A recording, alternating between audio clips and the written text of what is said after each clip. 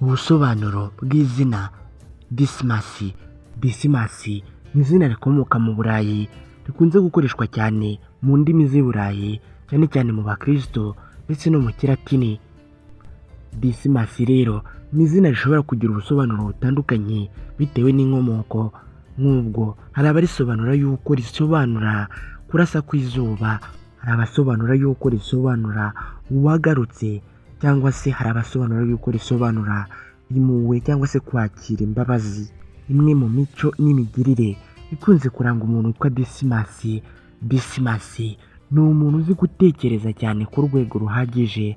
Dismas kandi ni umuntu ufite imyemerere ye n'imico ye yihariye ku buryo mubona ko atandukanye n'abandi.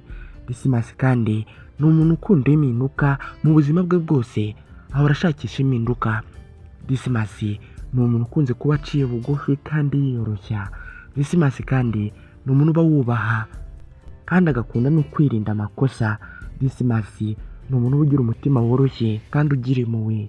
Dismas ni umuntu ukunda kwiha agaciro kenshi cyane, kandi Dismas ni umuntu ukorwaho cyane n'amarangamutima. Kandi Dismas ni umuntu wikundira amahoro, kandi iyo yakosheje ni umuntu utatinya kugusaba imbabazi kugira ngo abone ko ubuzima bwe bwakomeza neza. Dismas aba ari umuntu w'umunyabwenge kandi wigira ku bunararibonye bwe. Dismas akunze kuba ari umuntu utuje kandi uzi gutekereza.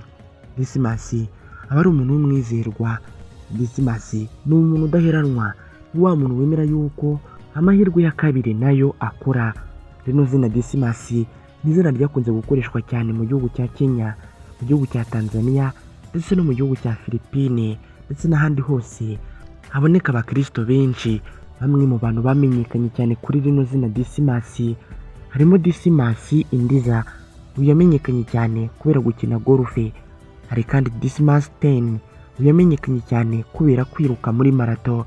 Hari kandi Dismas Mutua, uyu yamenyekanye cyane nawe kubera kwiruka muri marato. Rero niba witwa Dismas, uzi cyangwa uturanye n'umuntu witwa Dismas, reka nkwifurize kugubwa neza.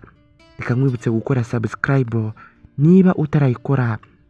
Naho jye nitwa Aimable Niyongira, munyemerere duhure ubutaha.